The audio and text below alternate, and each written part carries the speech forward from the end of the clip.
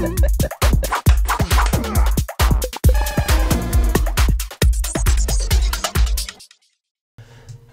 and welcome to Pocket Gamer's YouTube channel.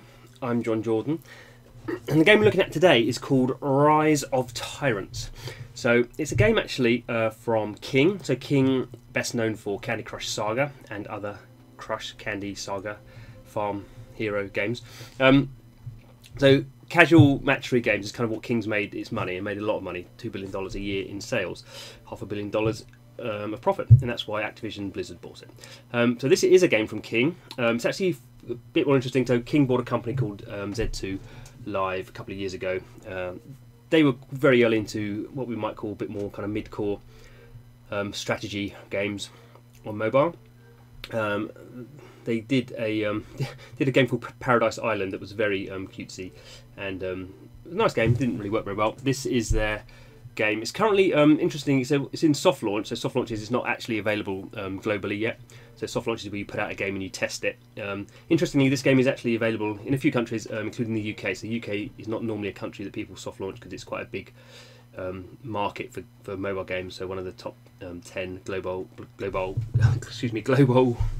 markets for free-to-play mobile games, all mobile games. So they tend not to test in the UK, but for some reason they're doing it. So we're playing it. Not out yet if you're in the States. So what is Rise of Tyrants? So obviously, as we can see, it builds strongly on the Clash of Clans mobile strategy kind of template that we all know, love, and have played for hundreds of hours.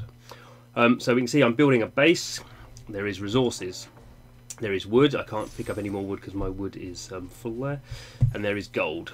We can see here, look at some of the kind of items. There's a headquarters, which I can't upgrade yet. I've not got enough capacity to do that. I can expand my land. There's a combat academy. I can't expand that yet. There's a sentry tower.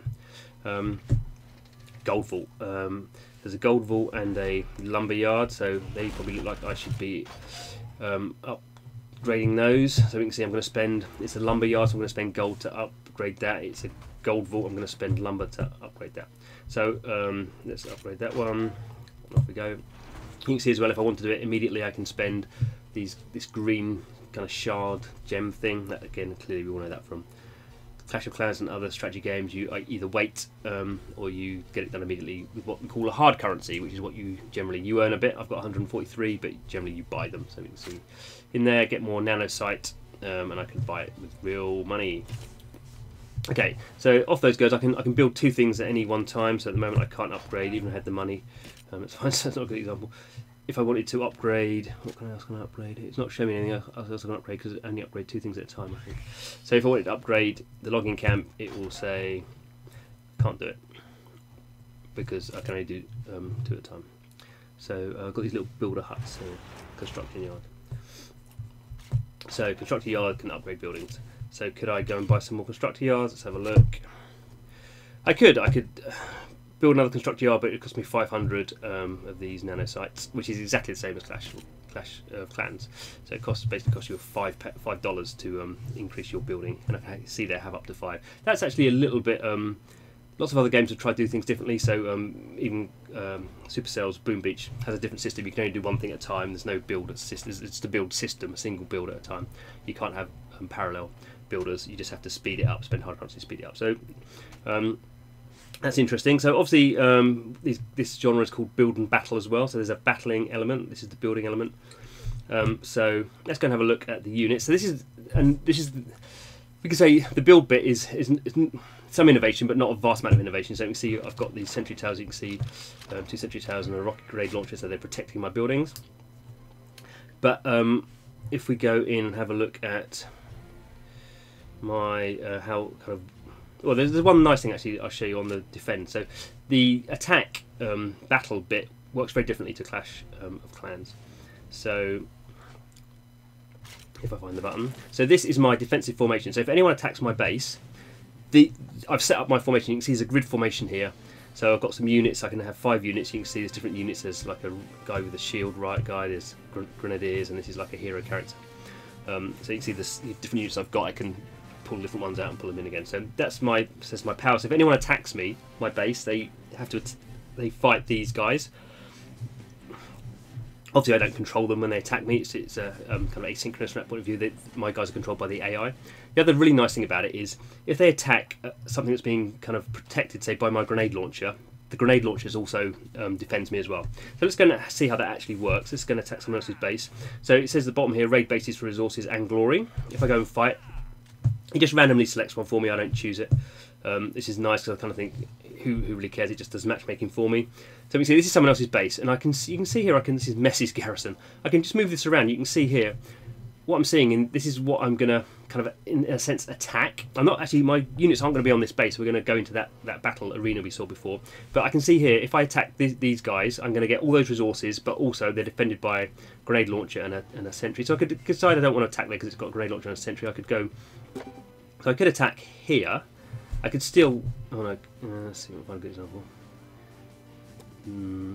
No, I can't. So there's not. I don't think there's anywhere on this base I can attack without getting attacked, without being defended by something. But if I attack here, he's going to have a grenade launcher and 2 sentries. I can still maybe win, but it's a little bit of kind of risk reward. So I can go here. This is, I'm going to get some, not much resources, but I'm going to get this kind of victory. Kind of kudos, this kind of cup. So let's attack here. Let's remove that a little bit. So you can see I moved that a little bit, and one of the grenade launcher dropped out. So I'm going to attack this guy. He's going to have 2 sentries and his defensive build up. So let's go and fight him. So this goes into turn-based scenario. So you can see what we saw before on my base. This is his base. So I can drop in any one of my hero characters. Let's use Nora. She's got a rocket launcher. Then I can drop in 6 units. So I have a pretty standard setup. I put in some protector guys there, just drop in a grenadier. Scouts are quite useful. Let's put him over there. What have we got? 2 more actually. Okay, let's just fill it all out. That. Okay, so there's my power, there's his power. Probably I should win, but remember he's got those sentry units. So we can see at the top of the screen, works out who's going first. So you can see he's done his attack. I've got my attack, so it's going to take both of those guys. Sentry tower, as we saw before, that attack can attack. Sentry tower's going to attack again. Looks like my scout might get it. No, my scout survived. So now my right trooper can shoot. So let's take out him. He's dead. Who's going to go now? So my grenadier's going to go. He obviously has a grenade. Has like an area attack. So I'll put it in that one there, and that will attack all those around him. My scout's dead. My right trooper. Let's shoot. The right troopers aren't very powerful. They're more obviously defensive. Right trooper. Okay. So he's going to do his hero attack, multiple attack. Who's going to win? Hard to tell actually. So my scout, he's got quite good range. Oh, so he got him. He's actually got. He's quite weak, but he's good. He's like a sort of a sniper. So what should we do? Let's take out those 2, or use one of them. The nice thing that will happen in a minute is if we get rid of this right guy, is there's also on the grid system. When the first. You can see there, they all move forward, so it's like a bit like a, I don't know what it's a bit like, how to compare it really, but you can't really see, I'm not explaining it too well, but some troops have different kind of area attacks, so the right squad guys can only shoot one kind of grid ahead of them, they've only got like a pistol, so it's kind of important to where people are positioned on the grid. The scout can shoot anywhere, that's why it's quite useful. So Nora, let's grenade him, okay, so there we go, so I won, hey. Victory. So I won some resources and that loot thing. I've got a bonus because I'm in a certain level in the game. It's not a big bonus, clearly you can see. So there you go. So cool. I got some collection stuff as well. So this is a bit more of a Clash Royale type thing. So loot crate, I kind of get them by doing stuff, and also clearly I can buy them. So I got some more resources. You can see at the top of the screen actually, so there's the gold and the wood that I spoke about before. There's these other kind of stone, metal, iron and silver, which are not really being used at the moment. I don't quite know what they're for. I've been playing the game for a bit, but it's not far enough obviously yet. So yeah, so there we go. The other nice thing about this game, which I haven't seen a lot of, is there's quite a bit of story, and it actually is quite funny. Most games aren't very funny, or they try hard to be funny and not funny. This is kind of nice, a nice kind of humour side to it. So other things we can see, so if you look here in the hospital, I've got some guys, so there's guys who were killed kind of go in to be healed. I can't do it at the moment, but this is a combat academy where if I've leveled them all up, but I can level them up. other units clearly happen. We can see the grenade dog here, so I could buy him for $10. You can see here, kind of basic, tells me what he does. He does a grenade toss. Let's see if we can get him to do it, can we? There he goes. Does a grenade toss. Throws a grenade. I can buy him if I want him. Bites as well. I can buy him if I want to. So there's clearly other. Oh, I get some nanocite as well.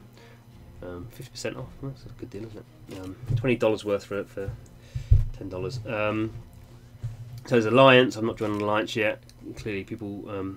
That's something developers want you to do. Much more retention. So there's my battle log. I've only been attacked once. As I said, this game's in soft launch yet, so there's not so many people playing it. That was my defensive formation. What else we got up here?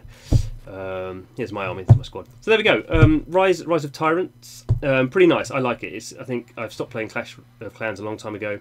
I quite like the strategy build and battle though. So I will be, I think, playing this for quite a while. Like the humour, really like the graphics as well. And interesting for King, obviously, branching out into what we might call mid-core. There is actually, quickly to say, there is a single player mode as well. There's not just PvP. So if you're check out, if you see if you can get Rise of Tyrants available in some countries, UK, Europe, some countries in Europe, not the US yet, but will be coming out fairly soon, I would think. So keep your eyes peeled. And thanks for watching. Don't forget to subscribe to the channel. Hope to see you again.